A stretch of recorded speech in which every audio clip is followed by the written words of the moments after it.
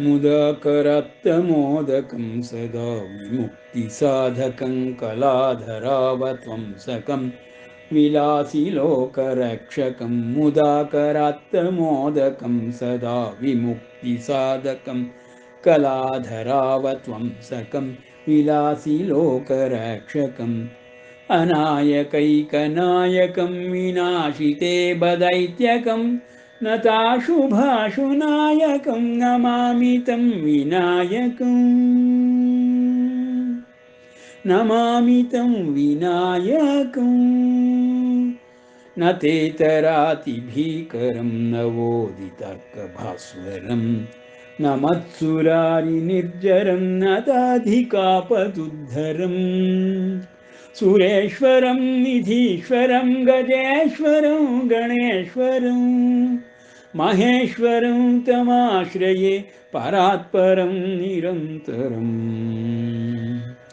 परात्परं निरन्तरम् समस्तलोकशङ्करं निरस्तदैत्यकुञ्जरं दरेतरोदरं वरं वरे भवक्त्रमक्षरं कृपाकरं क्षमाकरं मुदाकरं यशस्करं नमस्करं नमस्कृतं नमस्करोमि भास्वरम् नमस्करोमि भास्वरम् अकिञ्चनार्तिमार्जनं चिरन्तनोक्तिभाजनं पुरारिपूर्वनन्दनं सुरारिगर्वचर्वणं प्रपञ्चनाशभीषणं धनञ्जयादिभूषणम्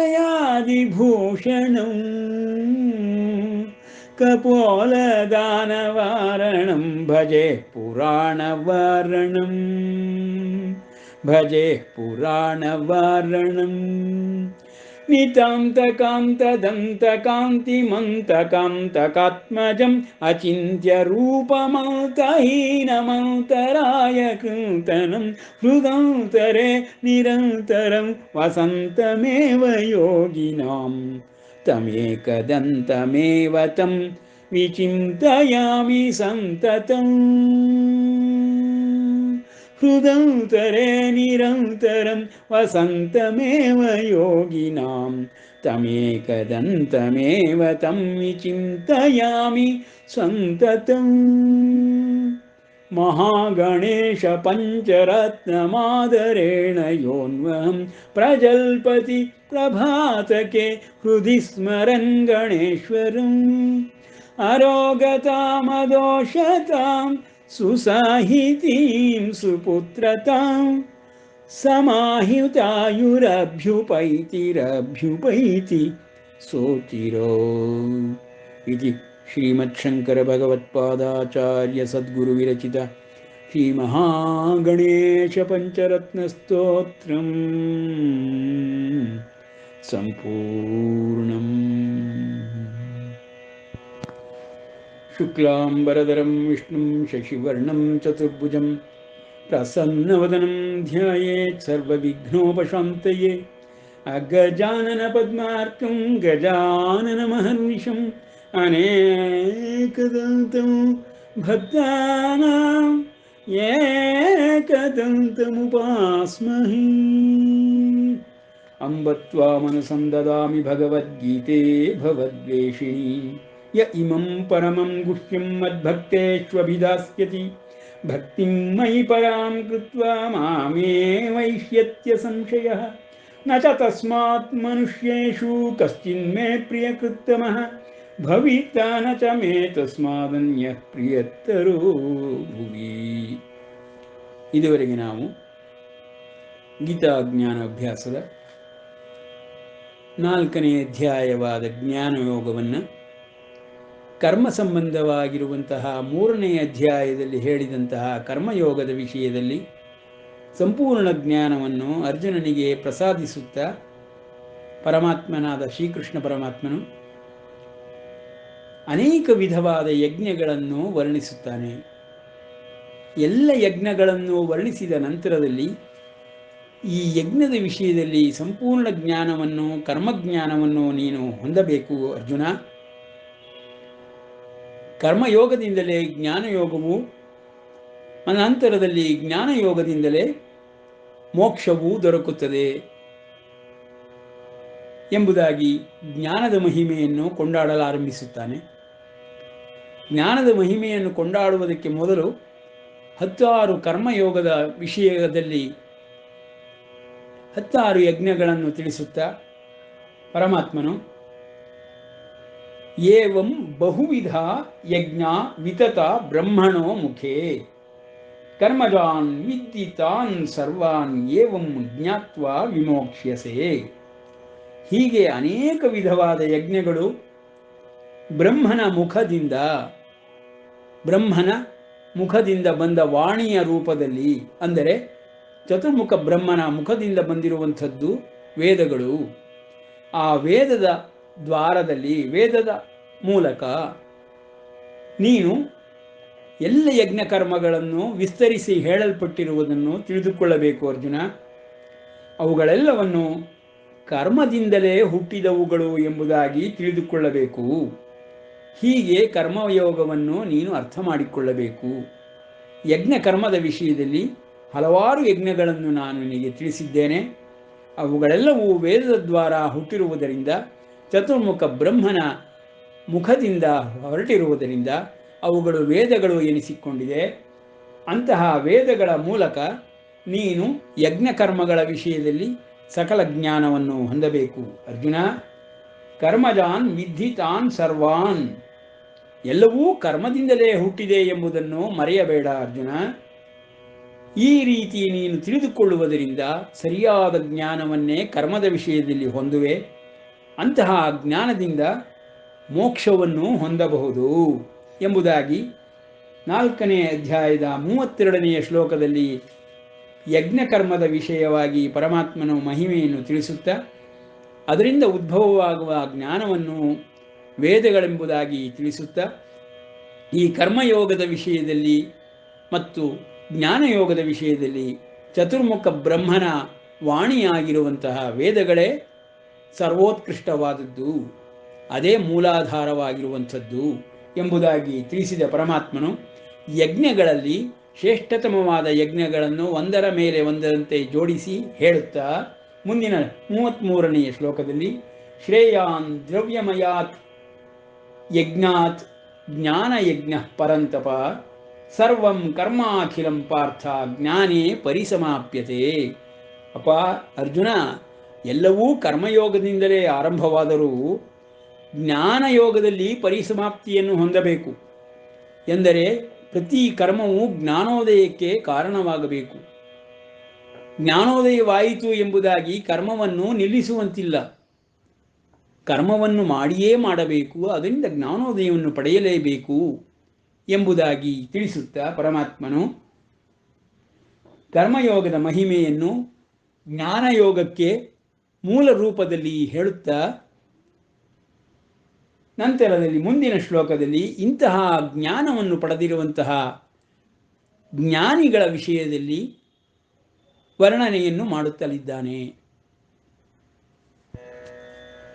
ಇಂತಹ ಜ್ಞಾನದ ವಿಷಯದಲ್ಲಿ ಪರಮಾತ್ಮನು ಬ್ರಹ್ಮನನ್ನೇ, ಚತುರ್ಮುಖ ಬ್ರಹ್ಮನನ್ನೇ ಆದಿ ಎಂಬುದಾಗಿಯೂ ಅವನ ವಾಣಿಯೇ ವೇದಗಳು ಎಂಬುದಾಗಿಯೂ ತಿಳಿಸುತ್ತಾ, ಇಂತಹ ಜ್ಞಾನವನ್ನು ಹೊಂದಿರುವಂತಹ ಜಗದ್ಗುರುವಿನ ಸ್ಥಾನದಲ್ಲಿ, ವಿಶ್ವಗುರುವಿನ ಸ್ಥಾನದಲ್ಲಿ ಇರುವಂತಹ ಚತುರ್ಮುಖ ಬ್ರಹ್ಮನನ್ನು ನೆನೆಸಿಕೊಳ್ಳಬೇಕು. ನೋಡಿ, ಯಾವುದು ಎಂದರೆ ಸೌಭಾಗ್ಯ, ಈಗಷ್ಟೇ ಗುರುಪೂರ್ಣಿಮಾ ನಡೆದು ಹೋಗಿರುವಂಥ 4-6 ದಿನಗಳ ಹಿಂದೆ ಈ ಸಂದರ್ಭದಲ್ಲಿ ಜಗದ್ಗುರುವನ್ನೇ, ವಿಶ್ವಗುರುವನ್ನೇ ನಾವು ತಿಳಿದುಕೊಳ್ಳಬೇಕೆಂದರೆ ವಿಶ್ವಗುರುವಿನ ದರ್ಜೆಯಲ್ಲಿ ಚತುರ್ಮುಖ ಬ್ರಹ್ಮನೇ ವೇದಗಳನ್ನು ಹೇಳಿದವನಾಗಿ ನಿಂತಿರುತ್ತಾನೆ. ನಾವು ಈ ಬ್ರಹ್ಮಜ್ಞಾನದ ವಿಷಯದಲ್ಲಿ ಗುರುಗಳನ್ನು ಅರಸಬೇಕೆಂದರೆ ವೇದಗಳ ದ್ವಾರ ಚತುರ್ಮುಖ ಬ್ರಹ್ಮನ ವಾಣಿಯನ್ನೇ ಅನುಕರಿಸಬೇಕು.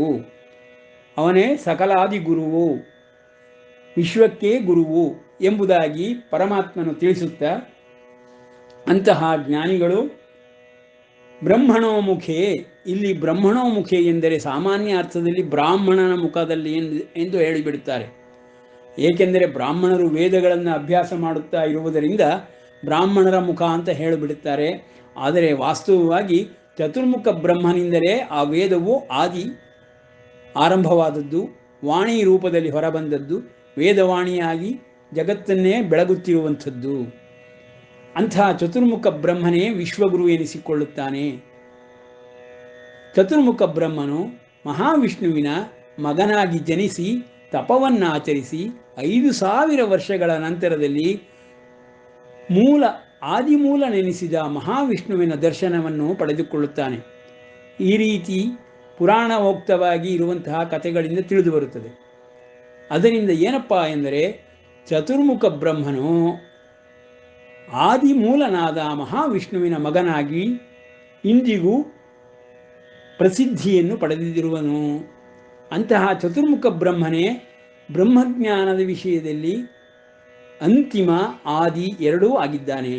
ಆ ಕಾರಣದಿಂದಲೇ ವೇದಗಳು ಅವನ ಬಾಯಿಂದ ಬಂದಿದೆ ಎಂಬುದಾಗಿ ಪರಮಾತ್ಮನು ಚತುರ್ಮುಖ ಬ್ರಹ್ಮನನ್ನು ಇಲ್ಲಿ ಜ್ಞಾಪಿಸಿಕೊಳ್ಳುತ್ತಾ ಬ್ರಹ್ಮಣೋ ಮುಖೇ ಎಂಬುದಾಗಿ ಹೇಳಿದ್ದಾನೆ. ನಮಗೆ ಎಲ್ಲರಿಗೂ ಸಾಮಾನ್ಯ ಮಾನವರಿಗೆ ಮರ್ತ್ಯಲೋಕದಲ್ಲಿ ಚತುರ್ಮುಖ ಬ್ರಹ್ಮನ ದರ್ಶನವೂ ಆಗುವುದಿಲ್ಲ ಮತ್ತು ಅವನ ಸಾನ್ನಿಧ್ಯವೂ ದೊರಕುವುದಿಲ್ಲ. ಹಾಗಾದರೆ ಈ ಒಂದು ಬ್ರಹ್ಮಜ್ಞಾನವನ್ನು ತಿಳಿದುಕೊಳ್ಳುವುದು ಯಾರ ಮೂಲಕ ತಿಳಿದುಕೊಳ್ಳಬೇಕು? ವೇದಗಳನ್ನು ಅಭ್ಯಾಸ ಮಾಡುತ್ತಿರುವಂತಹ, ಅನುಕರಿಸುತ್ತಿರುವಂತಹ, ಸಮನ್ವಯ ಮಾಡಬಲ್ಲ ಶಕ್ತಿಯುಳ್ಳಂತಹ ವೇದಾಂತಿಗಳಿಂದ ನಾವು ವೇದಜ್ಞಾನವನ್ನು ತಿಳಿದುಕೊಳ್ಳಬೇಕು, ಬ್ರಹ್ಮಜ್ಞಾನವನ್ನು ತಿಳಿದುಕೊಳ್ಳಬೇಕು. ಚತುರ್ಮುಖ ಬ್ರಹ್ಮನ ಮಾನಸಪುತ್ರನಾದ ನಾರದ ಮಹರ್ಷಿಯು ದೇವರ್ಷಿ ಎನಿಸಿಕೊಂಡು ಆ ಒಂದು ಜಗದ್ಗುರುವಿನ ವಿಶ್ವಗುರುವಿನ ಸ್ಥಾನವನ್ನು ಅಲಂಕರಿಸಿದ್ದಾರೆ. ಅಂತಹ ನಾರದ ಉಪದೇಶಿತ ಬ್ರಹ್ಮಜ್ಞಾನವೇ ಸಕಲ ಶ್ರೇಷ್ಠವಾದದ್ದು.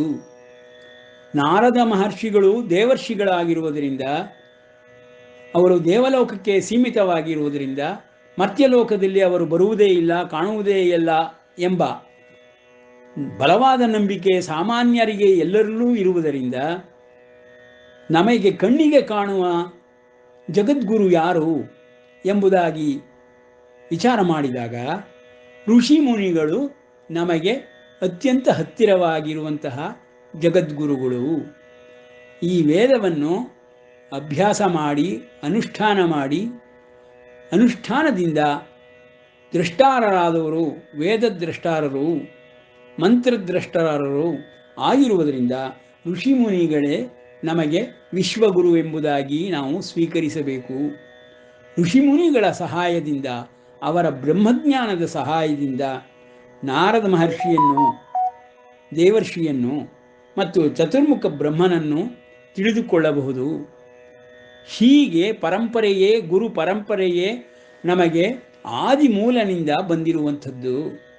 ಅದನ್ನೇ ಪರಮಾತ್ಮನು ಹೇಳುತ್ತಾ, ಯಜ್ಞಕರ್ಮಗಳಲ್ಲಿ ದ್ರವ್ಯಮಯವಾದ ಯಜ್ಞಕ್ಕಿಂತಲೂ ಜ್ಞಾನ ಯಜ್ಞವು ಅತ್ಯಂತ ಶ್ರೇಷ್ಠವಾದುದು ಅರ್ಜುನ.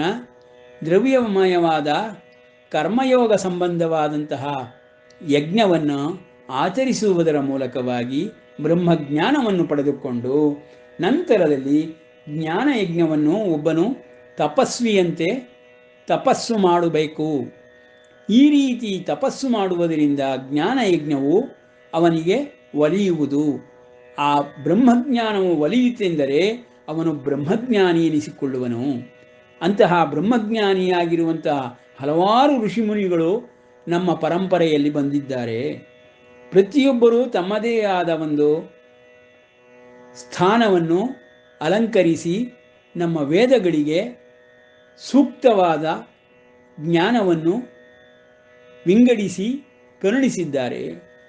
ಇವುಗಳ ಆಧಾರದಿಂದಲೇ ನಾವು ಸರ್ವಸ್ವವನ್ನು ತಿಳಿದುಕೊಳ್ಳಬಹುದು ಎಂಬುದಾಗಿ ಹೇಳುತ್ತಾ ಪರಮಾತ್ಮನು ಆ ವಿಶ್ವಗುರುವಿನ ಬ್ರಹ್ಮಜ್ಞಾನವನ್ನು ತಿಳಿದಂತಹ ಬ್ರಹ್ಮಜ್ಞಾನಿಯ ಲಕ್ಷಣಗಳನ್ನು ಹೇಳುತ್ತಾ ಈ ಮುಂದಿನ ಶ್ಲೋಕದಲ್ಲಿ ವಿಶ್ವಗುರುವಿನ ವಿವರಣೆಯನ್ನು, ಗುರು ಎಂದರೆ ಬ್ರಹ್ಮಜ್ಞಾನಿಯಾಗಿರುವ ಗುರು ಎಂದರೆ ಹೇಗಿರಬೇಕು ಎಂಬುದನ್ನು ತಿಳಿಸುತ್ತಾನೆ. ಅತ್ಯಂತ ನಿರ್ಣಾಯಕವಾಗಿರುವಂತಹ, ಪ್ರಾಮುಖ್ಯವಾಗಿರುವಂತಹ ಈ 2 ಶ್ಲೋಕಗಳು ಬ್ರಹ್ಮಜ್ಞಾನದ ವಿಷಯದಲ್ಲಿ ಅತ್ಯಂತ ಉತ್ತಮವಾಗಿರುವಂತಹ ಉಕ್ತಿಗಳನ್ನು ಪರಮಾತ್ಮನ ವಾಣಿಯಿಂದ ನಾವು ತಿಳಿದುಕೊಳ್ಳಬೇಕು. ತದ್ವಿಧಿ ಪ್ರಣಿಪಾತೇನ ಪರಿಪ್ರಶ್ನೇನ ಸೇವಯ ಉಪದೇಕ್ಷ್ಯಂತಿ ತೇ ಜ್ಞಾನಂ ಜ್ಞಾನಿನಃ ತತ್ವದರ್ಶಿನಃ. ಅದನ್ನು ದೀರ್ಘವಾದ ನಮಸ್ಕಾರ ಮಾಡುವುದರಿಂದಲೂ, ಪರಿಪರಿಯಾಗಿ ಪ್ರಶ್ನೆಗಳನ್ನು ಮಾಡುವುದರಿಂದಲೂ, ಗುರು ಶುಶ್ರೂಷೆಯಿಂದಲೂ ಆ ಬ್ರಹ್ಮಜ್ಞಾನವನ್ನು ತಿಳಿದುಕೊಳ್ಳಬೇಕು. ವೇದದ್ವಾರ ಬಂದಿರುವಂತಹ ಈ ಬ್ರಹ್ಮಜ್ಞಾನವನ್ನು ತಿಳಿದುಕೊಂಡು ಅಂತಹ ಗುರುಗಳನ್ನು ಸೇವಿಸಬೇಕು. ಸೇವಿಸುವುದರ ಮೂಲಕವಾಗಿ, ಪರಿಪರಿಯಾಗಿ ಪ್ರಶ್ನೆಗಳನ್ನು ಹಾಕುವುದರ ಮೂಲಕವಾಗಿ ಮತ್ತು ಅವರಿಗೆ ದೀರ್ಘವಾದ ನಮಸ್ಕಾರಗಳನ್ನು ಸದಾಕಾಲ ಮಾಡುವುದರ ಮೂಲಕವಾಗಿ ವಿನೀತನಾಗಿ ಯಾವಾಗಲೂ ನಡೆದುಕೊಂಡು ಅವರ ಮನವೊಲಿಸಿಕೊಂಡು ಅವರಿಂದ ಬ್ರಹ್ಮಜ್ಞಾನವನ್ನು ಪಡೆದುಕೊಳ್ಳಬೇಕು. ಅರ್ಜುನ, ಅಂತಹ ಪರಂಪರೆಯೇ ನಮಗೆ ವೇದದಿಂದಲೂ ಬಂದಿರುವಂಥದ್ದು. ಎಲೈ ಪಾಂಡವನೇ, ಪರಂತಪನೇ, ಇಂತಹ ಜ್ಞಾನವನ್ನು ಪಡೆದುಕೊಂಡರೆ, ಈ ಬ್ರಹ್ಮಜ್ಞಾನವನ್ನು ಪಡೆದುಕೊಂಡರೆ ಪುನಃ ಯಾವಾಗಲೂ ಮೋಹವನ್ನು ಹೊಂದುವುದೇ ಇಲ್ಲ. ಯಾವ ಜೀವವು ಮೋಹವನ್ನೇ ಹೊಂದದೆ ಮೋಕ್ಷವನ್ನು ಪಡೆಯಲು ಎಲ್ಲ ಅರ್ಹತೆಗಳನ್ನು ಪಡೆದುಕೊಳ್ಳುತ್ತಾನೆ. ಅಂತಹವನ ಜ್ಞಾನವು ತತ್ವವನ್ನು ಕಂಡಿರುವಂಥದ್ದಾಗಿರುತ್ತದೆ. ಅಂತಹ ತತ್ವಜ್ಞಾನಿಯು ಎಲ್ಲ ಭೂತಗಳಲ್ಲಿಯೂ ನನ್ನನ್ನು ಮತ್ತು ಎಲ್ಲ ಆತ್ಮನಲ್ಲಿಯೂ ಎಲ್ಲ ಭೂತಗಳಲ್ಲಿಯೂ ಪರಮಾತ್ಮನಾದ ನನ್ನನ್ನು ನೋಡುವಂತಹ ಜ್ಞಾನವನ್ನು ಅವನು ಪಡೆದುಕೊಳ್ಳುತ್ತಾನೆ. ಅಂತಹವನು ತತ್ವಜ್ಞಾನಿ ಎನಿಸಿಕೊಳ್ಳುತ್ತಾನೆ. ತತ್ವವು ಇಲ್ಲಿ ಲಕ್ಷಣವನ್ನು ಹೇಳಿ ಪರಮಾತ್ಮನು ವಿವರಣೆಯನ್ನು ಕೊಡುತ್ತಿದ್ದಾನೆ. ಎಲ್ಲ ಜೀವಿಗಳಲ್ಲಿಯೂ ಇರುವಂಥವನು ಪರಮಾತ್ಮನು.